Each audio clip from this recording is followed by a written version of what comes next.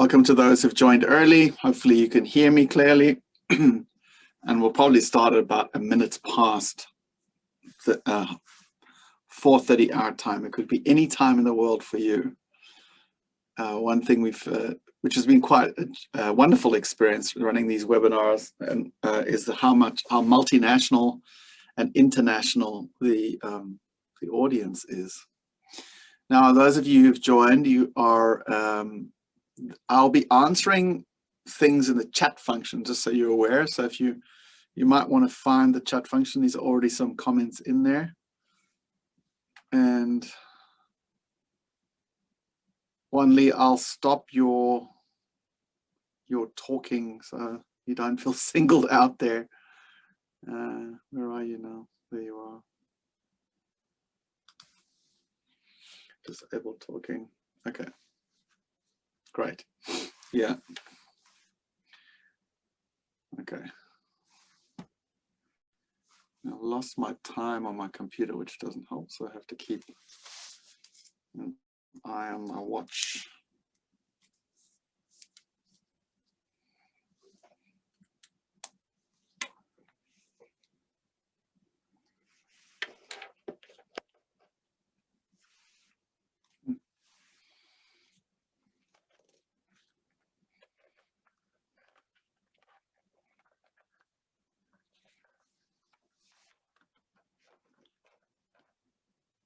Okay. All right. And welcome everybody else. Sorry, the slide deck's not in the right place. Welcome, Michael. Nice to see you. Sometime we'll actually meet, Michael. We've had so many LinkedIn chats over the last few months. It'd be nice to actually chat to you at some point. I've seen Debbie, Marina, Lisa, Cassandra, Ben, Yale. And you were Yale from my meditation practice sessions. Okay, so again, for those of you who've joined, thanks for... Oh, great, okay. Oh, did we meet Michael? Okay, wow. In Basel, November 2019, man, you're reminding me now. It's probably, my memory is probably a bit shattered because I remember the year of 2019 was the most jet-lagged year of my existence. I mean, I think my short-term memory went, I think my health went that year. I was pretty much, I think I was away from home 8 months and almost permanently jet-lagged. Just when I was recovering from one destination, I was off to the next. So yeah, my memory was probably, by the end of that year, was not the best. And then we soon went into COVID after that. Okay. All right, so for those of you who are here on time, welcome, and I'll get us going. And we might have a few people more dial in as we go. Just a reminder to everybody that you can ask questions any point you like in the chat function. So even though those of you who know mindfulness is anti-multitasking, every now and again I'll just check the chat function for any questions, and then there'll be specific moments for questions. So in the spirit of transparency, this webinar is obviously, because it's a free webinar, part of it is helping you understand what we do and what you might like to do with us. But also, obviously, you should find the next hour really valuable for you. So we want to make sure that you leave this webinar with some interesting ideas and insights, and even possibilities of practices that you could take on immediately for the subject that we're speaking about. So what's the topic? The topic is how to predictably develop a high trust, high engagement, growth mindset culture while revitalizing people's mental well-being. Very long-winded, but you know, as one of the obsessions we've had is culture and behavior change and leadership. It's probably the biggest obsession we've had for 20 years. And over time, we've come to realize that separating out mental well-being from team performance, from culture, and even from leadership is a little bit absurd. And our research has actually proven that to us as well, which I'll cover in a bit. There really are sort of one thing. If you could say, separating out a person's mental health from their physical health is a bit crazy as well. There's an interconnection between these things. So if you stay till the end, you'll get, Julian will be tracking this, my co-founder of Awaken Mind. You'll get some premium access to our Awaken Mind app, which I'll talk a little bit about later. So some of you may not know me. So here's the quick intro. Always uncomfortable with these. So Michael Bunting, the accent is South African. I started the career I'm in now in Ireland and in Europe. And then I've been in Australia 20 years. I'm doing a lot of global traveling since then.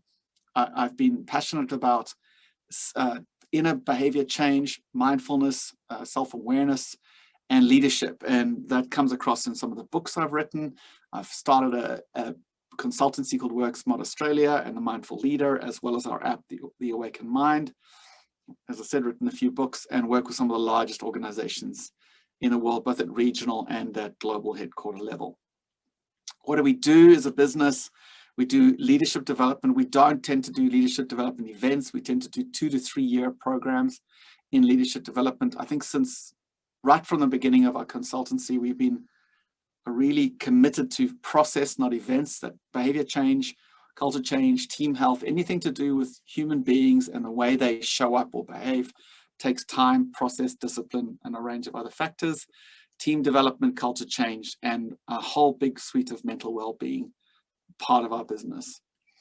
So after doing this, let me just remove I've got to move something along here. So just an invitation for you. Oh, great. Thanks. Please don't, I'm just reading the comments. Please don't, sorry, just a quick one. We're on a webinar that touches on mental health and well-being. And I always like to try and make these things a living experience, not just a theoretical download. So the first thing to notice is if you are multitasking right now, or if you begin to multitask through this webinar. So maybe you've got the webinar in the background and you maybe reading your emails or browsing the internet or something like that. Just to note that that's eroding your mental well-being. Literally that act is eroding your mental well-being. And as we'll show you in this presentation, is that the erosion of mental well-being is not necessarily one big event like COVID. It's actually usually a lot of little habits we cultivate through our day that we're unconscious of, that subtly and slowly but surely erode our mental well-being until at some particular point we kind of recognize, geez, I'm not feeling that great. And that's usually a series of little habits. One of those habits is multitasking, where the attention is splitting and dancing. And the question I often ask my clients is, how do you feel if you have to feel into your body while your attention's trying to dance on 2 different subjects? How does the body feel? Does it feel at ease, or is it full of tension? Is the mind clear, or is the mind a bit distracted?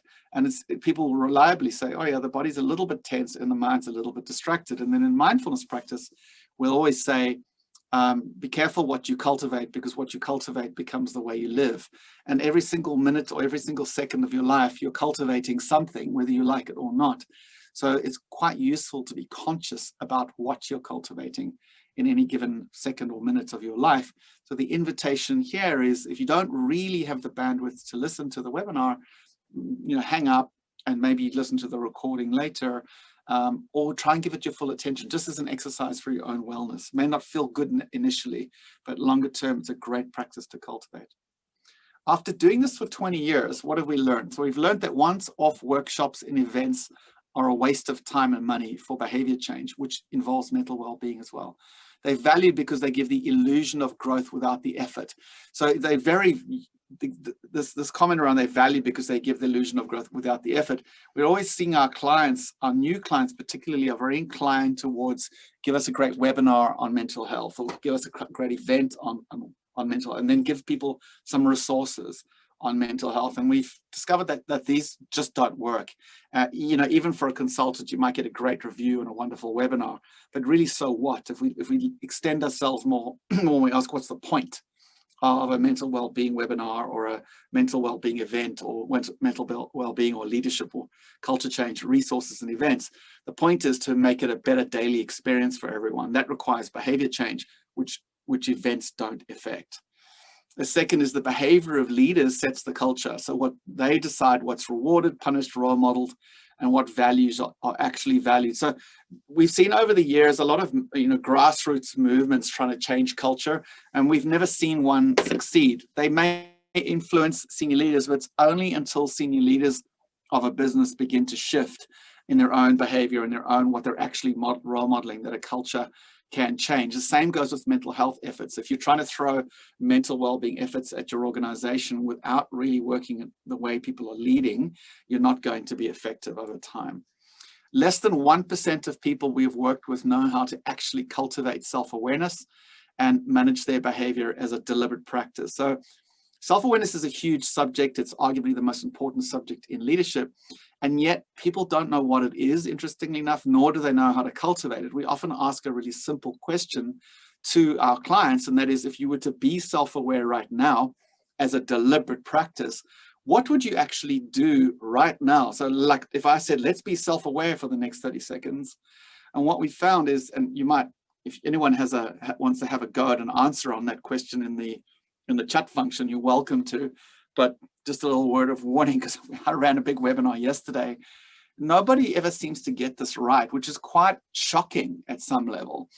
And my view is that our formal education system around the world, schooling and universities, have really failed us, because how could self-awareness and the practice of self-awareness not be a core part of our education?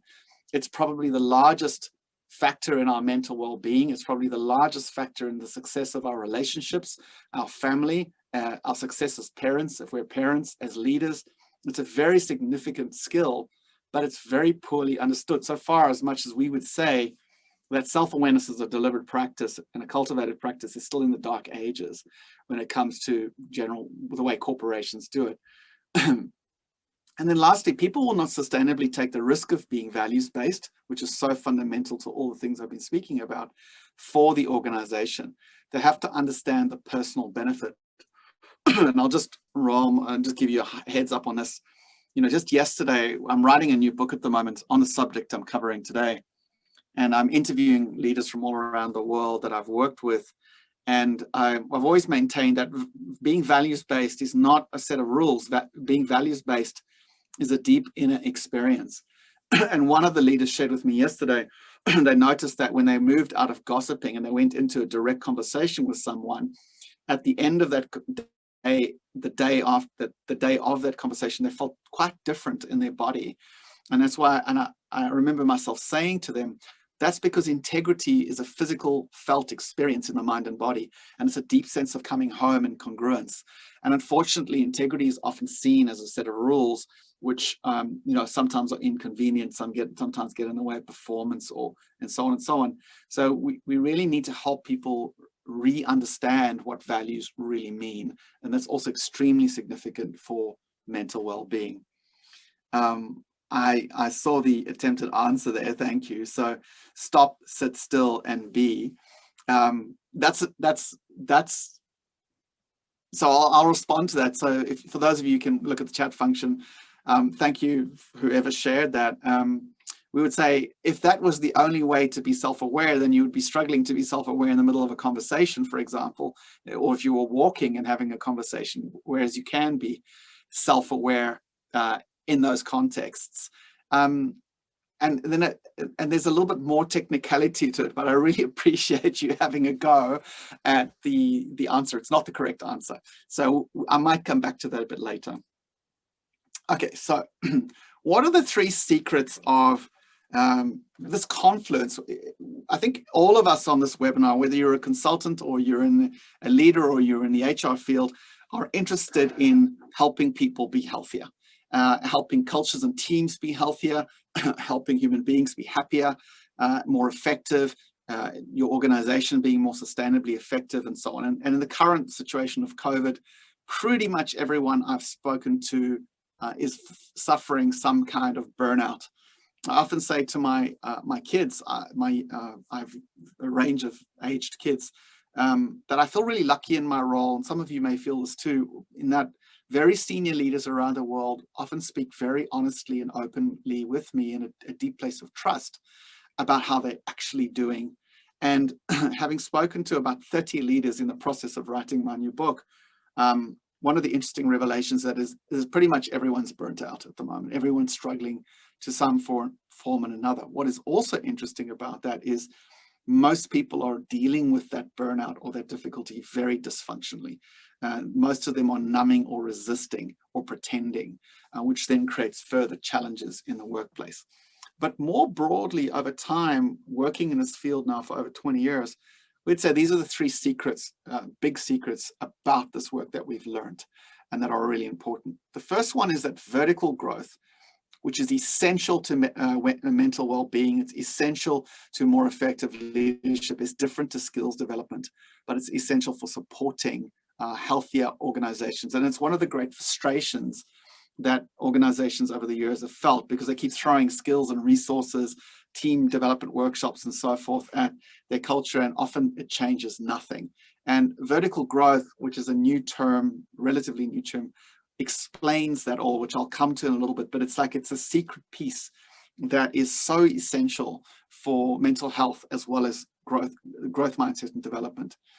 The second element is that values, interestingly enough, are the foundation of vertical growth, but they're also the foundation of healthy behavior change, mental well-being, and psychological safety. So values, this thing that we've all known about for a long time, are a fascinating subject, a very deep subject, and they lend themselves towards vertical growth. But the simple question of, why would, in any given circumstances, two people, perhaps of the same age, of the same ethnic background, one of them follow values at a given moment and the other not? So we take the example of honesty, that why would one person avoid the honest conversation, and why would the other person follow their value of honesty and have the honest conversation? What's going on behind the scenes of that person? What's their operating system? What's their belief system about values that they do or don't follow values? And what's also fascinating, as we've seen the third wave of cognitive behavioral therapy, which is ACT, become progressively the gold standard in most countries for anxiety and depression, is that it's a values-based, mindfulness-based therapy, which is fascinating because also turns out that being values-based as a leader creates credibility, trust, and a thriving team, same as teams. So it's an interesting meeting place to answer the question of this webinar: how do you get a thriving workplace, mental health improved, leadership improved, team trust improved, growth happening? It all confluences around values.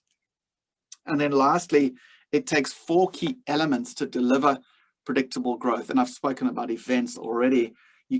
Giving people events just doesn't work. There's typically a predictable structure and scale, a process for people to grow. And we cover these 4 elements in this webinar. So again, reminding everybody, if something's arising for you that you're feeling confused about, please go into the chat function and you're welcome to ask a question. It's quite an experience presenting these, where all I can see is me, chat function, and a slide deck, and I have no idea how this is landing. I'm sure many of you have had this experience. It can be quite disconcerting and quite difficult to stay engaged with over time. So I would really appreciate any kind of questions or comments in the chat function. So let's start with vertical growth. Some of you might be asking, what is this vertical growth business? And it's quite difficult to explain, and to explain it simply has taken us quite a while to get. So I'll start with the definition we've written down here. Vertical growth can be measured. So there's several instruments that can be measured, most of them out of Harvard. It's the process of seeing and understanding what drives us beneath the surface levels of our thoughts and behaviors. In other words, it's increasing levels of self-awareness. Now, I've got these images below, but here's the simplest way to explain vertical growth. This character is we've made a fictitious person in our course, one of our online courses, or in-app courses, called Amit. And Amit, it turns out that Amit's team is becoming dysfunctional. Mental health is suffering because of that dysfunction. And it turns out the primary reason why is that Amit's not holding some people to account on less than ideal behavior. Some people are gossiping, some people are claiming credit, people aren't collaborating with each other. And this is all happening under Amit's watch, but he's not actually doing anything about accountability. In the traditional world,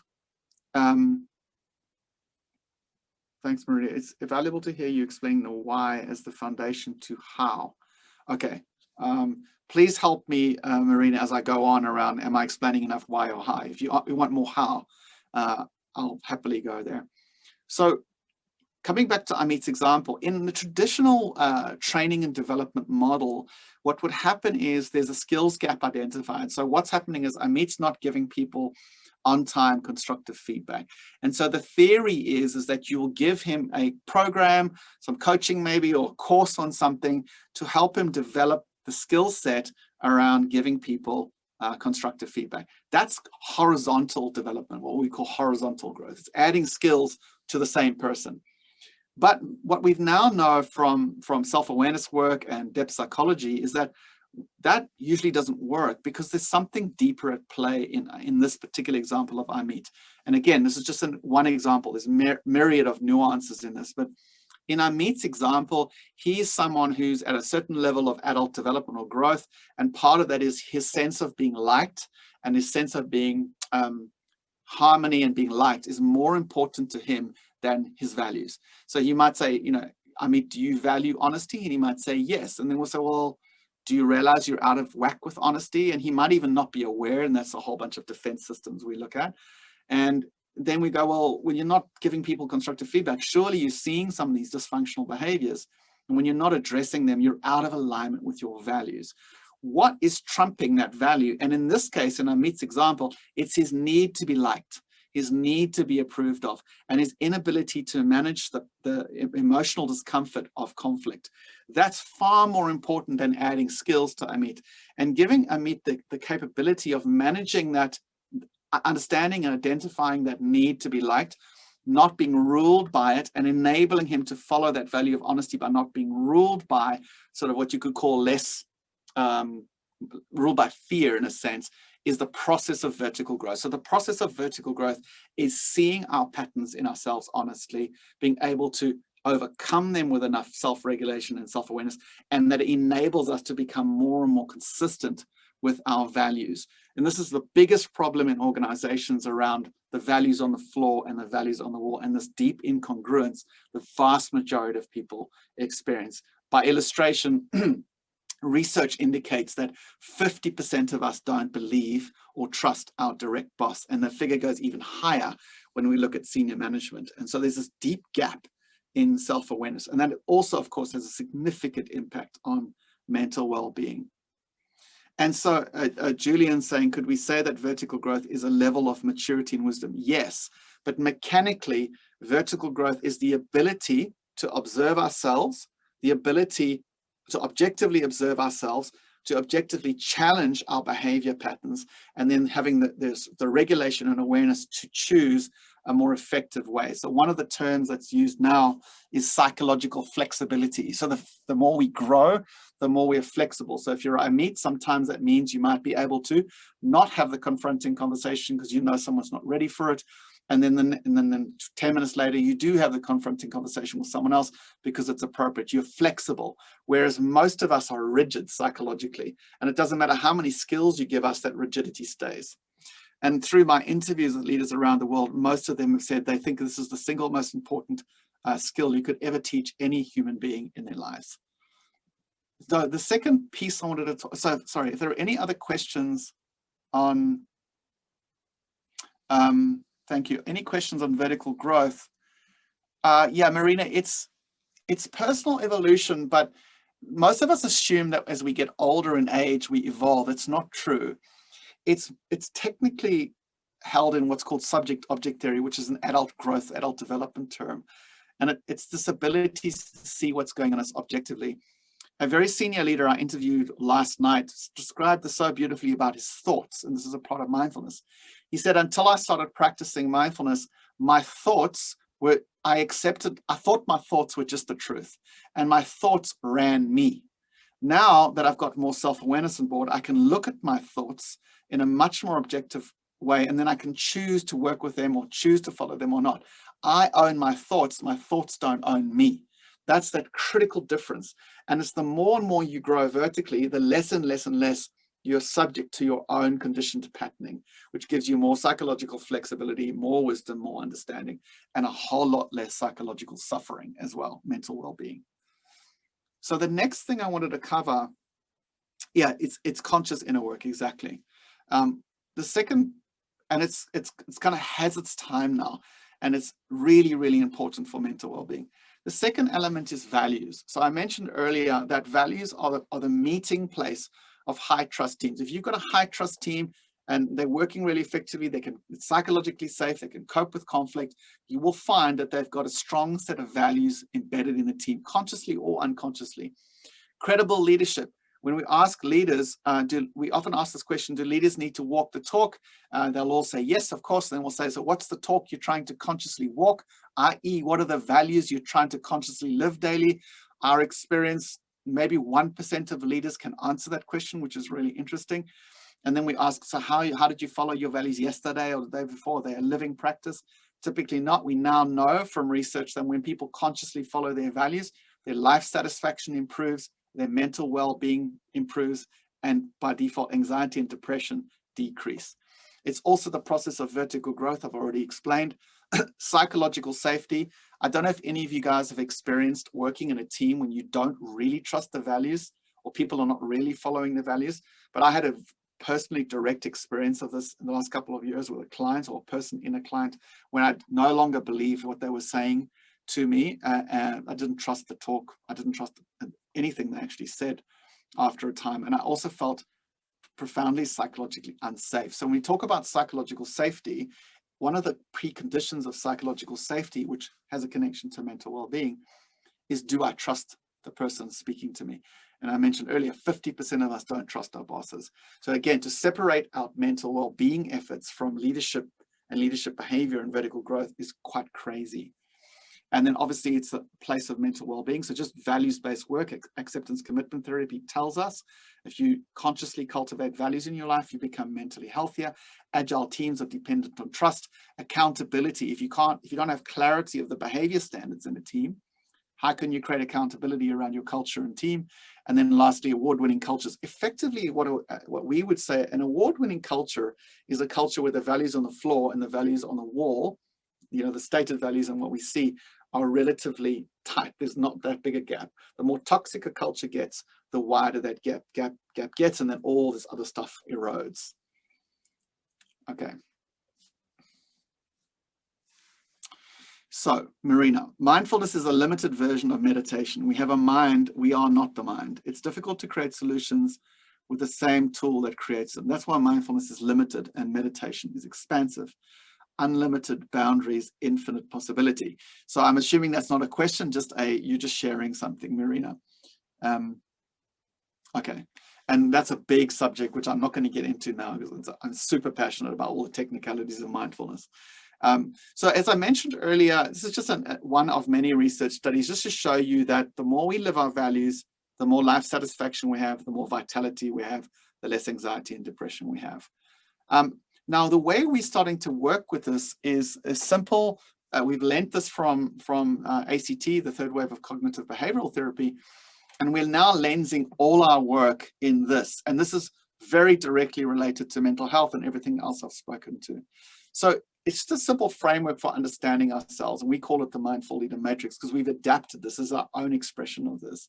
So the first thing, as you're listening to this webinar, you can recognize that on every day of your life, you will cultivate behaviors that move you towards your own deepest values. So for example, you might have a value of health and you might have a value of honesty.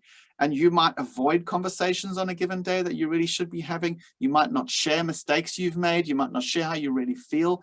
And in those moments, you're moving away from what you deeply value.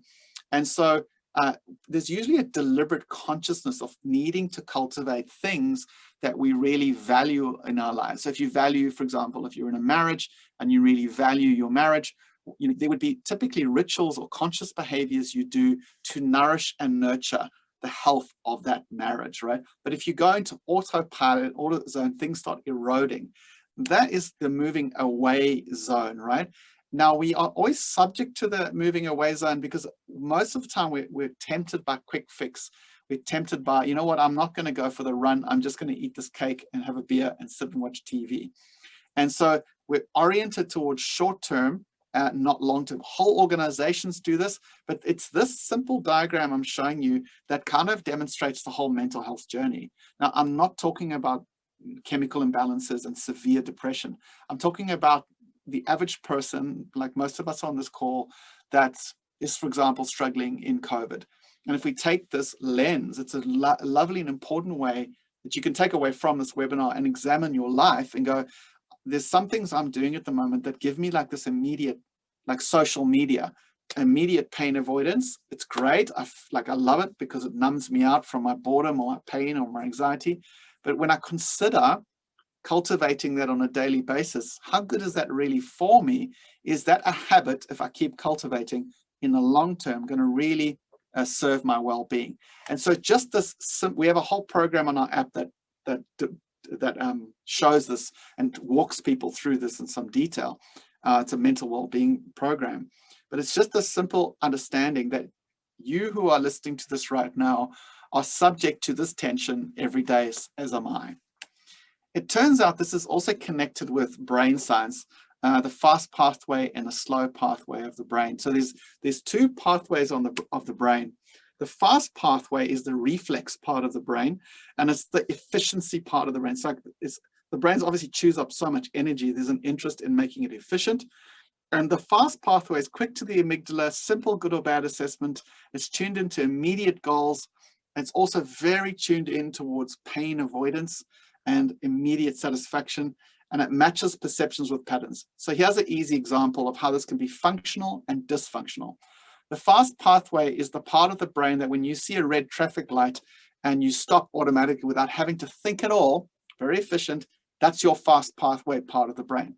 But the fast pathway brain is also the part of you that, for example, if you've had a bad experience with, let's say you can hear my accent, I always joke at myself, you've had a bad experience with a South African person, that's my accent, and you know, a year ago, and you start listening to me and you just don't, it just doesn't feel right. You're kind of immediately judging me and you go, I'm not so sure I like this guy. What's happening then is you've had a past experience that's been not pleasant for you. Your brain is hearing the similar accent. It's immediately matching the patterns together and it's immediately making a decision. This is someone I don't want to listen to. So in that regard, it's where prejudices, prejudgments, rigidity, we keep on repeating the same patterns. So for example, if you were traumatized as a youngster and then you'll set up coping mechanisms, that's all held in the fast pathway. It's just this automated, and it's unfortunately, the more we're in the fast pathway, the less possibility there is of growth or behavior change. Contrasted, there's the slow pathway. So the slow pathway, the C system, is the reflective part of the brain. So we've got the reflex and the reflect. And the reflective part of the brain involves the prefrontal cortex, and higher order, which is the higher order thinking and self-regulation part of the brain, the more detailed processing. The interesting part of the prefrontal cortex is that it's designed to challenge the fast pathway, right? Or the C system, as is by Matt Lieberman, Professor Lieberman. The C system, or the slow pathway's job, is to challenge the behaviors in the fast pathway. Now, I don't know about you, but sometimes you see these things in a more raw way in your personal relationships. I know for me in my marriage, this has been probably the greatest gift, this particular understanding that I'm showing you now in my marriage, because I noticed that when my wife and I have an argument, we are both obviously in the fast pathway, and we are both obviously in that fast pathway. We want immediate we want to feel good immediately. And unfortunately, that can result at times of force or pressure or predictable patterned arguments. And every relationship has these teams have these, leaders have these, we have these patterns that they kind of feel good at the time, but actually when you look back, they don't work. So what we now do, what I do in my own marriage, is like, if we're both in the fast pathway, we now have a maturity to go, well, you know what, there's no point in trying to address the argument we're having like about our children or whatever it is. When we're in the fast pathway, we're not rational. And even with the greatest, I have 28 years or 30 years of mindfulness practice. that you still get subject to this. The more mindfulness, the less you're subject to this. But knowing that in yourself is very significant, because it allows you to remember you need to get into the slow pathway if you're going to be truly constructive under stress and pressure. Yes, Michael, it is linked to, I think, different angles of research. So even Joseph Ledoux and Matt Lieberman's research is different, but they all point to this same kind of thing. The slow pathway can chew up more energy. The way we teach this developmentally, though, is the slow pathway doesn't necessarily mean slowing things down. It's the slow pathway is the part of you that sees what you're doing and questions it. So if I'm raising my voice to my child, there's some part of me that can see that and go, hold on a second, Michael, what are you doing? That's when the slow pathway is engaging and seeing, and that can happen really quickly. And obviously, the more mindful you are, the more engaged. And we know the prefrontal cortex thickens over time for people who practice regular mindfulness or meditation practice. And so what we find is the moving away behaviors we all do are held in that fast brain reactivity, and the moving towards behaviors are actually associated with a slow brain. They're a more deliberate cultivation. So hence the term that Robert Keegan uses, are you a deliberately developed mental culture?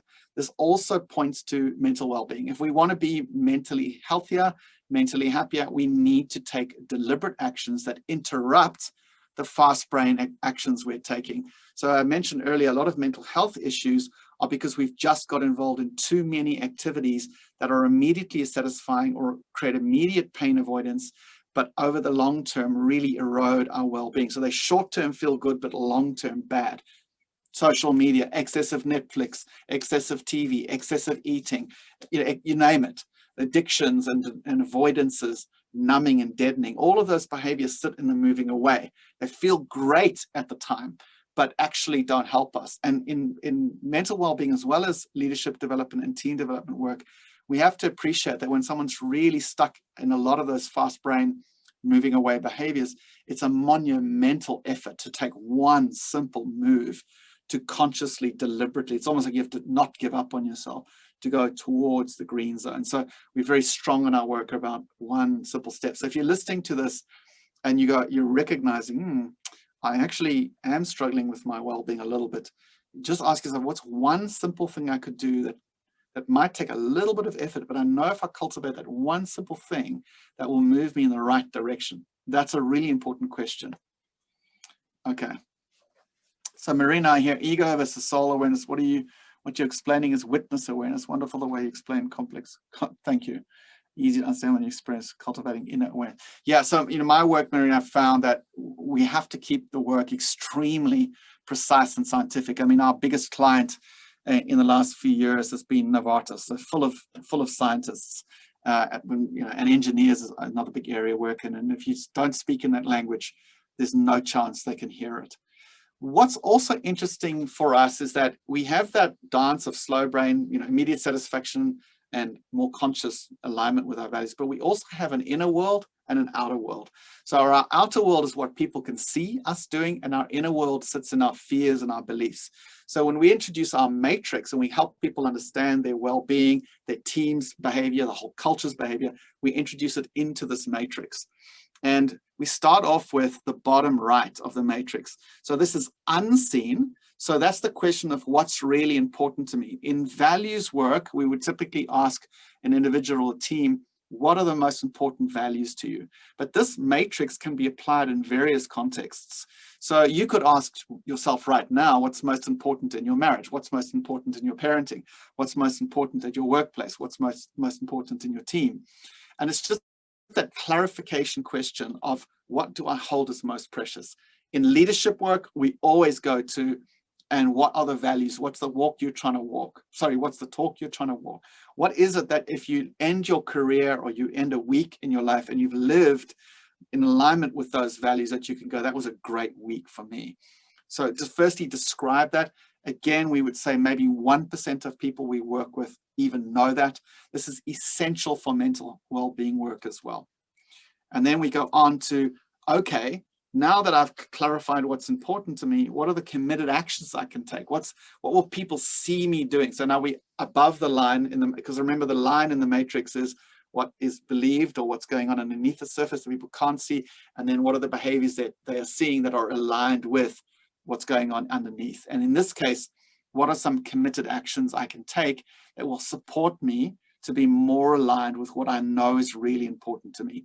In this example of our fictitious leader I meet, he would say, in his example, he said, honesty is really important to me. I now see that when I'm avoiding conversations, that's not good for me or the team. So my committed action is to have on-time, giving people committed on-time feedback when I see things are out of whack. It's really quite simple. And then if we keep moving, we have to begin to explore our unconscious behaviors, what moves us away. And this is a simple vertical growth principle, which is so fundamental. And if you've never done vertical growth work, hopefully this helps you understand why you can get so frustrated. You keep throwing skills at people and nothing really changes, right? There's this immunity to change. One of the things in adult development is if you can't see it, it will rule you. And then what you can't see, just because you can't see it doesn't mean it's not there, and it doesn't mean it's not ruling your behavior. So it's critical to be able to name what Mr. Rogers, the famous child TV show guy said, what's mentionable is manageable. To be able to name honestly with yourself and others the behaviors that you're engaging in that are moving you away from your values is an extremely significant point. If you were doing team development work here and you asked a team, what are the behaviors that you individually and collectively are engaging in that are making the team dysfunctional? That's usually an extremely uncomfortable conversation. But until those behaviors are named, they cannot be addressed and managed. And it's the same for us personally. So in order to grow and evolve as a human being, we need to be able to be honest with ourselves and others and mention the unconscious behaviors that move us away. You'll see there's a thing called the deny and numb, the little flag. There's usually two lines of defense in most people. There's the first is denial and numbness. They're doing the behaviors and they're not even aware of it. It's like they're kind of aware, but not aware of it. And then if they finally own the behavior, oh my God, I really do that. Usually what kicks in at that point is the second line of defense, which is, we typically put on the bottom here, is justification and defense and rationalization, which then kicks them back into continuing on these poor behaviors. Yes, so great point, Marina, and we just don't have, we have a whole program we're developing around the fact that self-judgment is probably one of the most destructive things you can do for your well-being, but it's also highly destructive for growth. When you judge yourself, usually it's super painful, and then you end up rationalizing. Judge, rationalize, judge, rationalize. What we know now from the research that compassion and curiosity is far more powerful. So if I'm behaving in a way that's not good for me or others, I don't judge myself. I look at it and go, oh, I wonder why I'm doing this. I wonder how this is affecting me in my life. We come with curiosity. That's where growth can really happen. But again, there's a lot of subtleties, and we can't do it all in one webinar. And then lastly, the bottom side of the matrix are the deep fears that are driving most behaviors. And until we uncover these fears, we cannot grow with any sustainability. Again, from the simple adult development principle of if I can't see it and name it, it manages me, I don't manage it. So there may be some unconscious fears, and this is where Robert Keegan's work from Harvard has been very powerful, because it's a simple structure to uncover the fears and unconscious assumptions we have in ourselves that block us. And let me give you a quick illustration of how this works. So, sorry, before I go on, the whole process is dependent on self-regulating self-awareness to manage ourselves really well, our mental well-being, our relationships, our leadership, our teams. One of the big assumptions we make is that the person has enough self-regulating self-awareness on board to recognize, for example, when you slid into the top left of the matrix and you're doing behaviors, to interrupt that behavior, to consciously choose a behavior that's more constructive on the right side of the matrix, to remember my values and realign with my values. All of that requires a kind of precision of awareness, and it's really helped by precision of awareness. All of that is supported by mindfulness practice. So the example I mentioned earlier, Amit's example works like this. So Amit's values are honesty and kindness. His committed practice is providing honest, timely, and constructive feedback. In our app, we have then a 360 check-in tool we use. So Amit would then literally put that statement into the app, and then he would ask his team to give him a rating every couple of weeks on how he's going on his practice. It keeps him accountable. It reminds the team, oh yeah, we want him to practice that. That's good for him. It's good for us. It's good for his leadership. And then on the side, what does Amit do that's instead of that committed practice?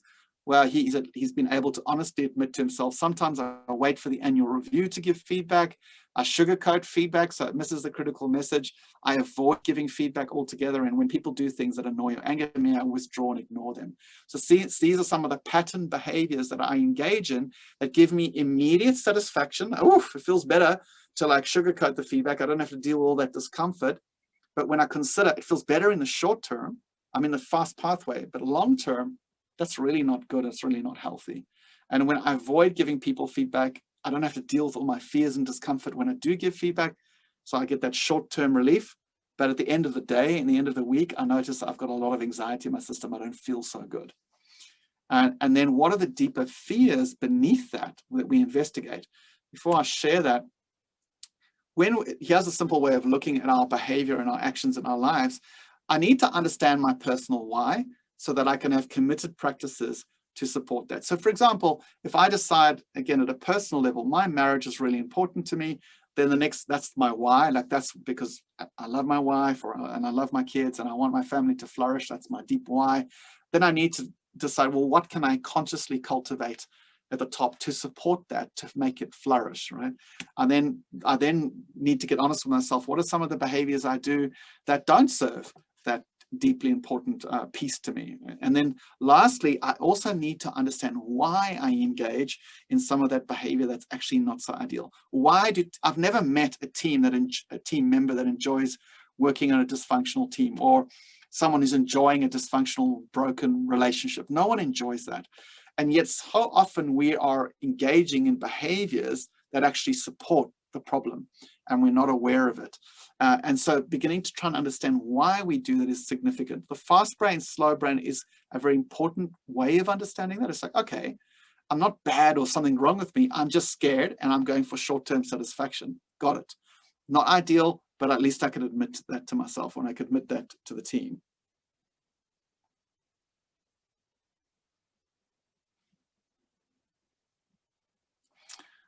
Oh, I think I am commenting to all panelists.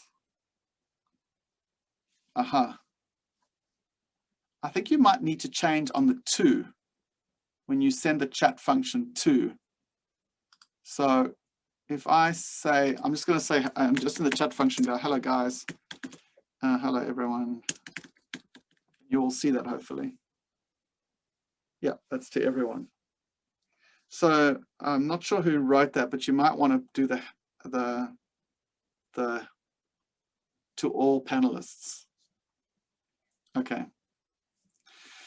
So then understanding our why for some of our less than ideal behavior is really, really important. Again, because if you don't understand the why, it'll keep ruling you. And to finish that off, oh, sorry, I'm back on the presentation. So why is it sometimes I might want to give people constructive feedback, but I do this opposite behavior and I even resist my own practice that I want to cultivate? And that's where we get down into the immunity to change work. And we just, an example, in Amit's case, I worry that people won't like me if I give them constructive feedback. I'm assuming that addressing issues will result in me being disliked and ineffective. So most people have got this deep assumption. So for example, a lot of the leaders we've interviewed, what I should just let you know is that we're interviewing 25 leaders, all of them extremely senior leaders around the world.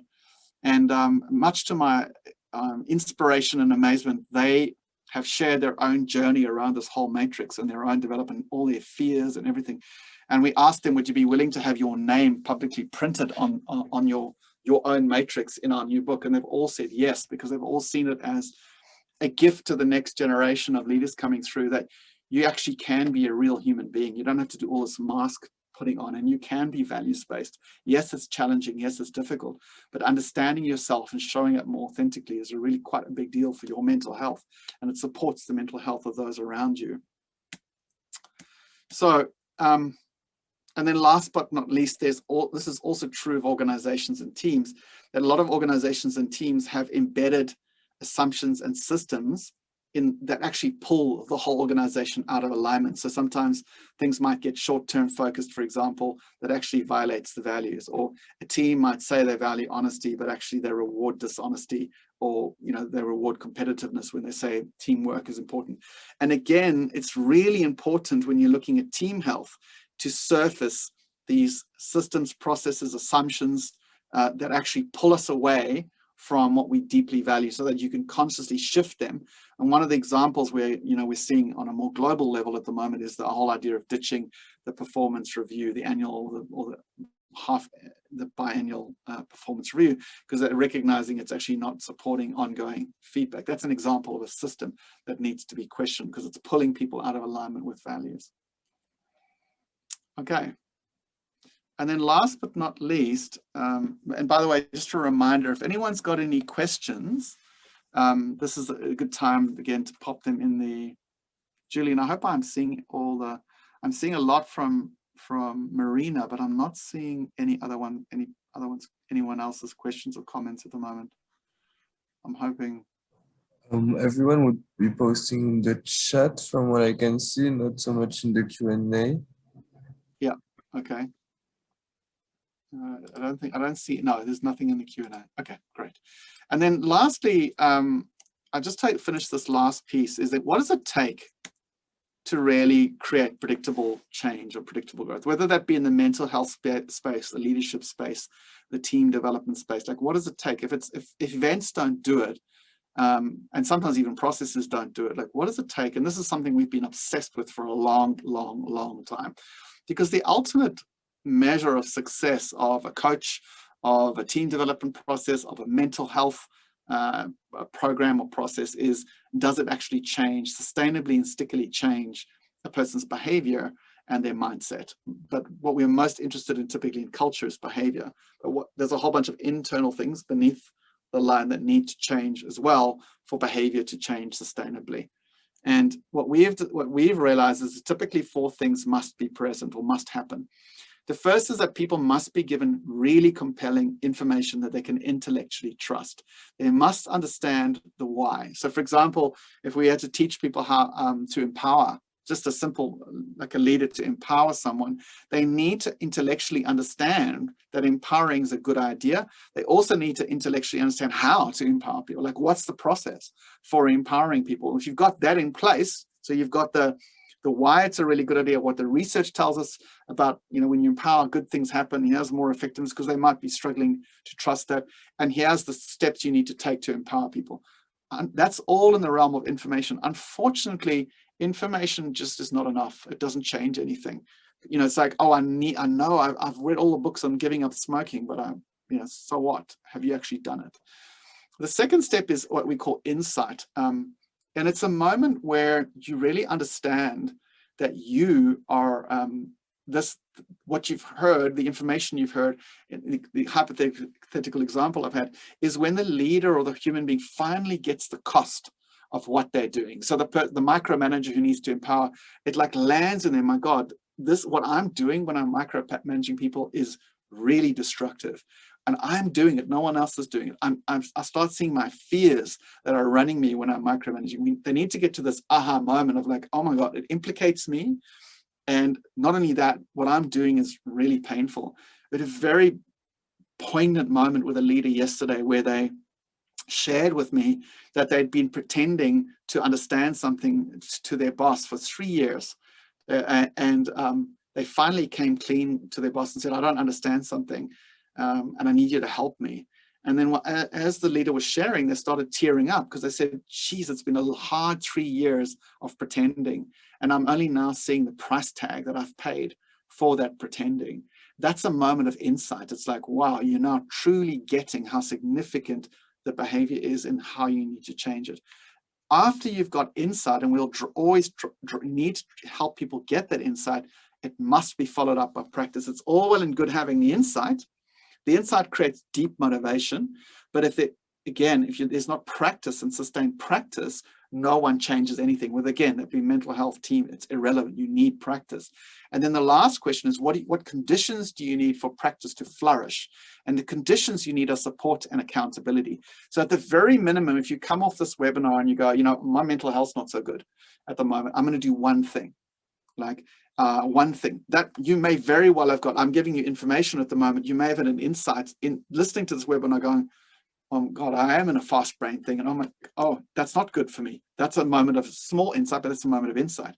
If you don't now take a practice on that shifts you towards a healthier way, like what you deeply aspire to, the webinar is a complete waste of time for you personally. The event, the training, the whatever you do with clients is a waste of time without practice. But then how do you sustain that practice? You need support and accountability. And so if you're in a family setting, you might go to a family member and say, look, I don't want to eat ice cream.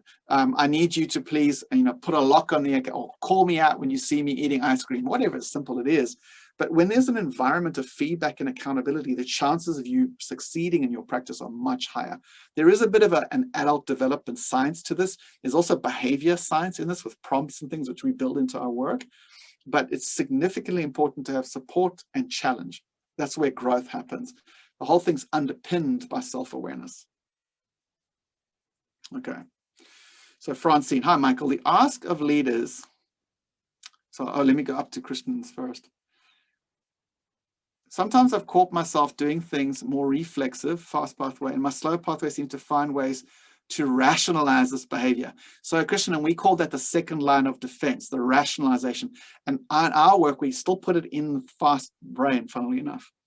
I reflect on this lady even slower and force myself to be slow and more deliberate next time. Yes. So Christian, if you take, hopefully you're all reading Christian's share. Firstly, thank you for sharing so honestly with the group. It's really helpful. And for me, thank you. But it's a really important example. You see the whole matrix in that example. Firstly, you can be behaving in a way that's not great and not even be aware of it, right? That's when the denial and numbing is a first defense. You're not even aware of it. You become aware of it, and then the moving to the healthier behavior is emotionally more confronting. And to be fair, very few people know how to work with their emotional world constructively because nobody was really taught that. It's emotionally more confronting. So you defend and rationalize your behavior in order to re-medicate and re-comfort yourself. That's what actually happens in that moment. It's like, oh, it's not so bad, actually. I can keep doing that behavior. But then in your example, I would say, but then if you still stay at least somewhat self-aware, you still know there's a part of your body, the body always tells the truth, that knows that's not the best. And eventually you might get the courage or clarity to then take the more constructive action. And therein lies the journey that we all face. And all dysfunctional leadership behavior goes through this dance, because we've had the privilege of working with tens of thousands of leaders around their behaviors, and they all defend, and then we have to break through the defense in the most gentle way and eventually get them to the deliberate practice, because nothing changes. So Francine, the ask of leaders to examine themselves as deeply must require a really safe environment. And am I correct in thinking it can only work if it starts at the top? So how do you create safety and trust? So the first thing is it can work in teams. It doesn't have to start at the top of the organization. But yes, this process works best if the team leader does the work and there's a group support. And that's what our research has found. We also know that even mental health programs, they're a waste of time just throwing it at individuals. They need to be a group shared experience. LinkedIn's research tells us they get 30 times more effective if you have a group experience. For a group to grow and work on things like even leadership, behavior, team health, mental health, it absolutely requires vulnerability, because you're moving into new behaviors. And by doing so, you're having to challenge old behaviors. If the leader doesn't role model at the top of that team at the minimum, it becomes impossible. You get maybe one or two team members who are incredibly psychologically strong, who can succeed despite their leaders, but those people will almost invariably then leave. So we found, so yes, there is a strong responsibility on the leaders. Julian's messaging me something. So just as a summary, psych tools can be, so Steph, in our work, we tend to start at values.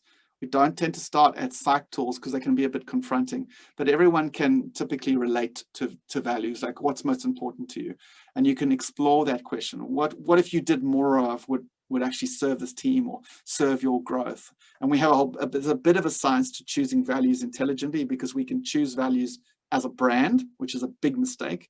We can choose values that embed avoidance as well, which is a big mistake, but it's a bit, we don't have time to cover that. But we tend to start at values at the starting point, and everyone can relate to that. By illustration, when we did a webinar series with one of our clients about 8 months ago, we started with values, then we started with then we went to accountability, and then we went to mindfulness, and that resulted in, has continued to result in, it like caught fire in the organization, because immediately they connect with, I do want to walk the talk. I want a leader that walks the talk. I want a congruence on the values. I feel better when we're congruent around values. What's stopping us to be more congruent around values? That's really easy to digest for organizations. And it doesn't matter how cynical or scared you are, it's easy to digest that. This last piece here is just an example of putting this process in place. One of our case studies, we took a client from 21% turnover to 12 engaged. They went from a broken culture to award-winning levels in the culture, and we became a global supplier for them as a result of our work in Australia. And now we've digitized this. Okay, so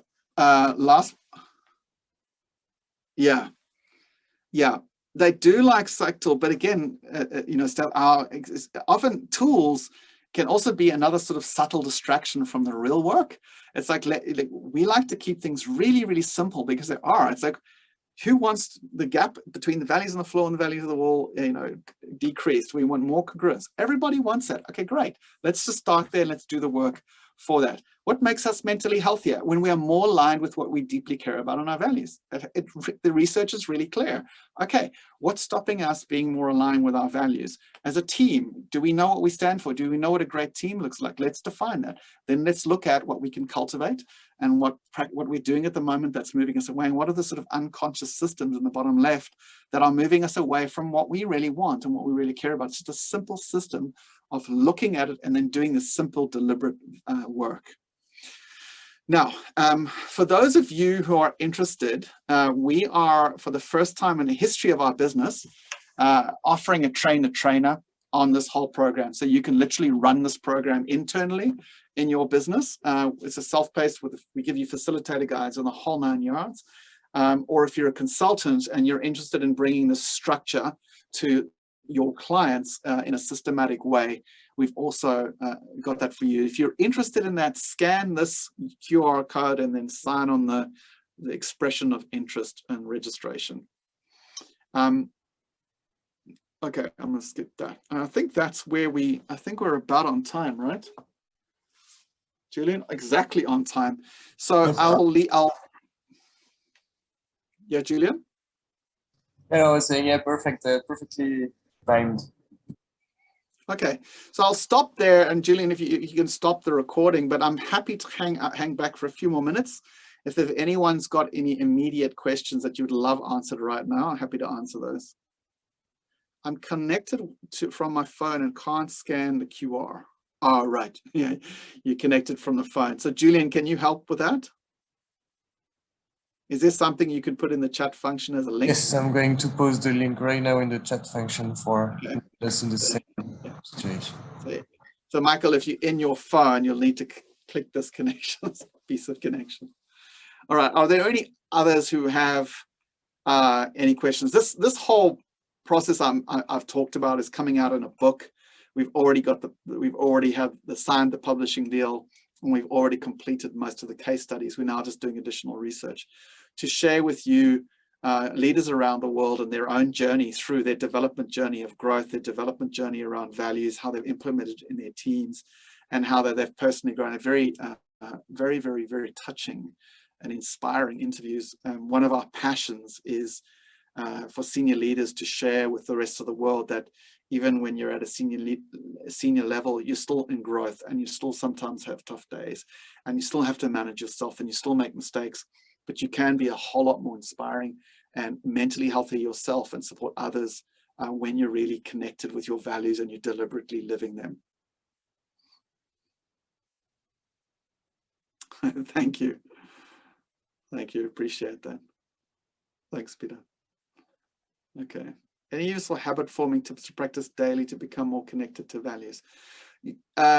So thanks, Christian, for the question. First step, I just only choose one value to cultivate. It can take a long time. Choose one value and one behavior, and try and choose a behavior that you find that you can name observably. So, you know, in my case, for example, my most recent practice I've taken on, been cultivating, is kindness. And the way I work with kindness is one of my primary is like, what's happening when I'm not being kind? One of my habits that when I'm not being kind, I've got this judgmental quality in my speech. So if you could say a statement is like, to never judge people openly would be like a statement that would indicate if I'm not judging people, it tends to help me cultivate kindness. And that's a statement. And then I'll literally ask people around me to hold me accountable to that. And then if you've got access to our app, you can literally pop that statement into the app, and you'll literally get people rating you anonymously every couple of weeks. It's really powerful to keep you on track with your deepest aspirations. Another example, honesty. I cultivated honesty for about 8 years. You know, one of those was to always call a client, call to account my clients on when they're not behaving in their own interests courageously. So it would be like, okay, that's my practice, I'll keep doing that. And then, you know, asking people around me to follow up on how I'm practicing it. So it's translating a value from an arbitrary concept like honesty or kindness and translating it into, what does that look like in action? And if I'm taking that action, will I be scared? I'm not scared, you know, in a bad way, but will that help me grow where I ordinarily would move towards those moving away behaviors? So instead of judging, I move towards, you know, not judging, which helps me be more open and kind. Or instead of avoiding the honest conversation, I do the honest conversation because that aligns with my values. But definitionally, it's a tricky subject, values, but definitionally a value is in our world is a virtue. It's that which, when you cultivate it over time, produces internal congruence and external congruence. So in other words, if I cultivate, let's say a team cultivate honesty, there might be a few rough conversations that need to happen over the short term, but longer term, people will feel a lot more at peace in themselves internally, and that group will work together a lot more congruently in high trust. So when living the values, it creates internal congruence and external congruence. That's the mark of when you've chosen the right value.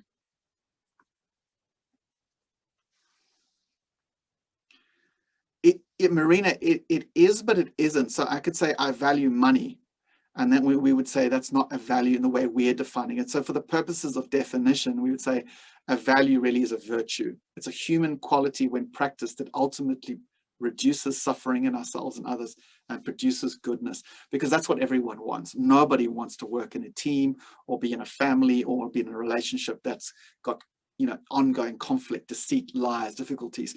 And unfortunately, some things like, you know, valuing money, they don't really address that. They don't address the developmental stuff. That's what we found in our actual practice.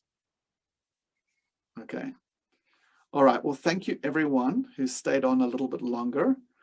Deeply appreciate your attention. You'll get a recording of the webinar and hope to meet you again sometime. Thank you so much.